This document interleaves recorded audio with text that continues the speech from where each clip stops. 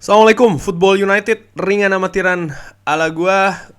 Ini gue bikin videonya hari Kamis siang, waktunya makan siang sebenarnya, atau waktu istirahat ya, hari Kamis siang.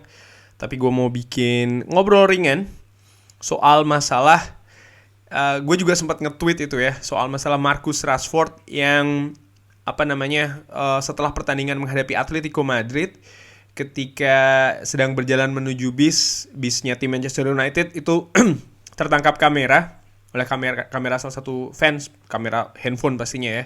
Itu ada gestur atau sikap yang seperti kayak menantang atau bahkan dalam tanda kutip ya melecehkan fans tersebut. Nah, ada apa ini dengan Marcus Rashford ini? Pingin gue ngobrol ringan karena ini cukup menarik, bahkan sampai kalau bisa dilihat di manunited.com ini membahas soal itu, artinya memberikan klarifikasi. Jadi klub pun ikut membantu Marcus Rashford untuk membuat klarifikasi, karena Marcus Rashford juga memberikan klarifikasi kalau tidak salah di Twitternya dia. Nah, sebelum ke sana, karena ya kita sudah tahu lah ya, atau kalau gue pikir sini kan karena rasa frustrasi dari Marcus Rashford sendiri terkait mungkin penampilannya, apa yang didapat di Manchester United, perjalanan karirnya musim ini dimulai dari Euro dan lain-lain. Nah, gue pengen ngobrol ringan dan ini langsung aja gue mulai dari Marcus Rashford di 2 musim yang lalu, dimana di musim 2019-2020 ini gue ambil dari SofaScore ya. Rating dari Marcus Rashford ini cukup tinggi, 7,21, dan bisa dilihat dari season heatmapnya juga jelas dia lebih beroperasi di sayap kiri. Ini dia penampilan atau statistik dari Marcus Rashford 2 musim lalu. Penampilannya cukup banyak, 31. Rata-rata bermain itu 86 menit ya. Jadi hampir selalu full dia bermain, ini kan rata-rata 86. Membuat 17 gol di sana, 7 assist. Statistiknya sangat bagus ya kalau gue lihat ini 2 musim yang lalu. Dan ini musim lalu menurun ya, tadi dari 7,21 jadi dari 6,92. Kalau bisa dilihat juga areanya sebelah kiri itu tidak hanya di sebelah kiri, tapi mulai menyebar juga di sebelah kanan dan bahkan juga tengah ya, dilihat dari heat maps-nya. Bagaimana dengan statistiknya? 79 menit rata-rata, 37 pertandingan, masih cukup banyak. Goals menurun ya, 11 gol. Kalau sebelumnya 17 menjadi 11, turun 6 gol. Sementara asisnya lebih banyak, 9 asis. Tapi menurut gue ya secara rata-rata masih oke. Nah, ini dia nih musim ini. Turun dia 6,67. Dan kalau dilihat dari heat maps-nya, ini yang berbeda. Bisa dilihat tidak ada kejelasan dari sisi posisi. Dilihat dari heat maps-nya ini, dilihat kalau musim lalu dia jelas lebih di sebelah kiri, sekarang pun juga sebelah kanan ada, walaupun tidak seterang sebelah kiri, dan ini hanya sedikit. Dan menurut gue terlalu menyebar. Ini tidak jelas posisinya dia seperti apa. Kalau ini ringan amatiran ala gue ditempatkan seperti apa, dimana 2 musim sebelumnya lebih ke daerah sebelah kiri. Dan tentu saja menit bermainnya pun juga rata-rata turun drastis jauh, hanya 49. Sebelumnya 80 sekian atau bahkan 70 ya, selama 2 musim. Golnya pun juga turun jauh, ini hanya 4 gol. Asisnya pun juga turun jauh, hanya 2. Pun juga akurat passing ya, dibandingkan dengan musim sebelumnya ini juga jauh menurun. Nah, dari di sini sih gua lihat lagi ini ada statistik soal cedera, karena memang di awal musim lalu, di akhir musim kemarin dan awal musim ini kan dia sempat cedera dari bulan Juli sampai dengan awal November atau akhir Oktober, cukup lama. Dan menurut gua ini memberikan pengaruh kepada penampilan Marcus Rashford, di mana musim panas musim panas yang lalu, kita tahu dia juga dipanggil oleh Gareth Southgate. Pada saat itu banyak sekali tanda tanya karena memang kondisi fisiknya dia tidak siap, bahkan diberikan beban sebagai eksekutor tendangan penalti di adu penalti kan, dan ya tidak mampu menyerangkan di final. Tentu saja ini ada beban mental juga di sana. Lalu setelahnya dia harus menjalani operasi kalau tidak salah di punggung ya, gue lupa. Yang jelas cukup banyak, cukup panjang juga Dan comebacknya dia ternyata tidak seperti yang diharapkan. Artinya mampu memberi kontribusi, mampu mengangkat tim, ternyata tidak ya. Dan ini kalau gue lihat, gue ambil ini dari Premier League, bisa dilihat ya bagaimana torehan permainan sampai dengan sejauh ini dari Marcus Rashford, dan juga sumbangsi golnya ya. Musim ini bahkan hanya 4 gol, ini paling sedikit dibandingkan dengan bahkan ketika dia bermain di musim 2015-2016 ya. Pada saat itu dia hanya tampil 11 kali tapi mampu menyerangkan 5 gol. Ini penurunan yang cukup jauh kalau dilihat dari kontribusi gol seorang Marcus Rashford yang tentu saja posisinya adalah seorang penyerang atau penyerang sayap. Ya itu sih menurut gue memang terlihat akumulasi mungkin ya, kekesalan dari Marcus Rashford sehingga terjadilah hal yang dengan Atletico Madrid itu.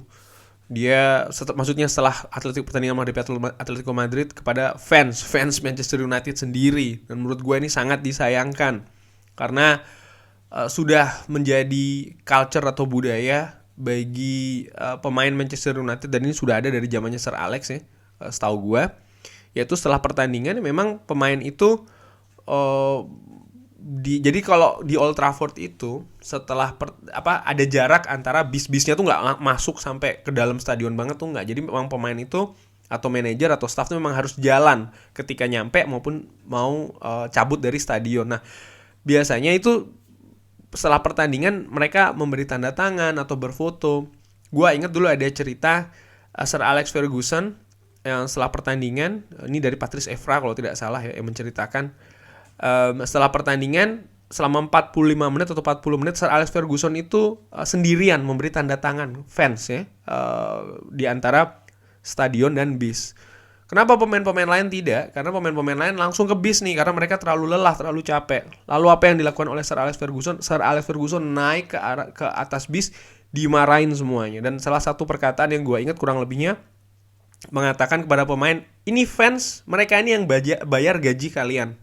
Tolong respect, hormati fans. Akhirnya mereka semua turun dan melakukan yaitu tadi tanda tangan ya.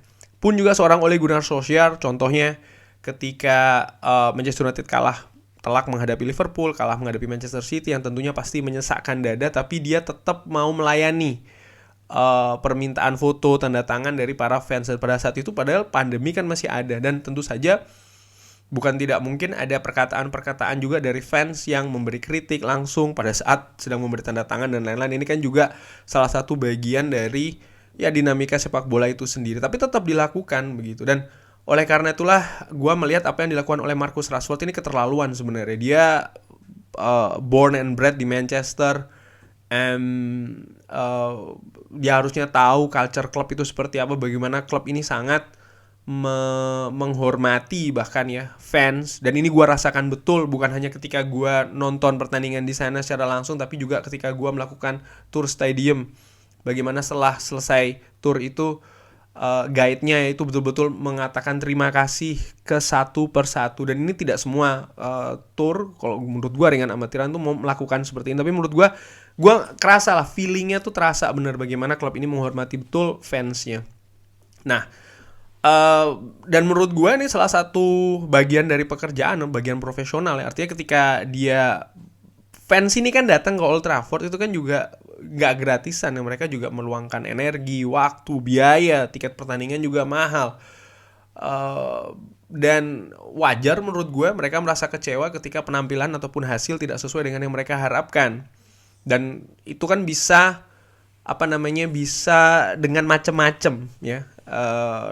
Dan menurut gue ya ini harus dihadapi dengan profesional dan juga dengan dewasa. Maksud gue begini, kalau seandainya apa yang dilakukan oleh fans itu memang hal-hal yang dilarang ya, ancaman mungkin, atau mengatakan kata-kata yang berbau rasis contohnya, ini betul-betul yang tidak bisa ditolerir. Tapi kalau seandainya kritikan lain sih menurut gue ya harusnya pemain bisa dengan secara profesional juga menanggapinya ya. Ini gue ambil dari Sky News beritanya, mengatakan memang pada saat itu dia emosi sekali Marcus Rashford ya. Dan ini juga dari Mirror terlihat di situ gestur dari Marcus Rashford kepada fans. Dan ini kalau gue bacakan dari manunited.com, bagaimana klarifikasi dari seorang Marcus Rashford. Ini ya dari klub langsung manunited.com. Rashford issue statement to the fans, mengatakan kurang lebih ada dua sisi dari setiap story, dari setiap cerita. Itu ada video yang dipublikasi di sosial media. Marcus Rashford mengatakan selama berminggu-minggu dia ini ya itu tadi banyak sekali menerima kritik, pertanyaan, dan ini membuat emosi dia tuh memuncak tadi malam sebagai seorang manusia. Dan dia juga mengatakan orang yang paling keras memberikan kritik terhadap dirinya itu adalah sebenarnya diri dia sendiri, dan dia tahu itu yang memang sedang terjadi sekarang dengan seorang Marcus Rashford. Jadi dia sadar dia sedang dalam posisi tidak bagus. Apa yang dilihat dari video tersebut itu kekurangan konteks. Dia merasa dia dihina ya, ketika dari menit pertama dia meninggalkan stadion. Tapi bukan hanya soal masalah penampilan sepak bola ya, dan orang itu sengaja mencari-cari reaksi dari dirinya, artinya dari Marcus Rashford itu sendiri.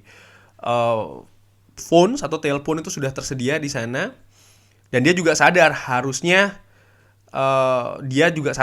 dia hanya itu tadi mengacuhkan hal-hal tersebut dan jalan langsung menuju bis. Tapi saya ingin mengklarifikasi dua hal. Yang saya katakan kepada orang tersebut ya, the first thing I actually said, ya benar, saya yang katakan terhadap orang tersebut adalah, sini, katakan itu di muka saya. Oleh karena itu kan di video itu kalau dilihat Marcus Rashford mendatangi fans karena ingin supaya dia mengatakannya langsung di muka Marcus Rashford, dan dia mengatakan juga atau menambahkan dia menggunakan bukan jari tengah ya, dan mengatakan untuk itu tadi fansnya untuk seperti ini, untuk datang ke sini, mengatakan ini ke mukanya. Dia mengatakan atau menambahkan juga, saya sangat kecewa, saya sangat marah. Dia mengatakan juga kalau hal tersebut adalah hal yang bodoh, tapi saya juga seorang manusia. Ya menurut gue tidak ada perkataan minta maaf dari Marcus Rashford, dan ini harus dikoreksi mungkin dari dirinya dia sendiri. Karena again menurut gue culture dari klub itu sangat menghormati fans. Selama fans itu tidak keterlaluan dalam memberikan kritik ya, dan lain-lain sih, menurut gue ya harusnya ditanggapi juga dengan profesional. Marcus Rashford sendiri menurut gue adalah seorang pemain yang bagus secara talenta. Itu sudah pernah gue bahas di video gue sebelumnya. Ini gue lihat cuplikan atau artikel atau potongan dari Transfermarkt bagaimana dia dihargai 85 juta ya. Ini kan cukup tinggi.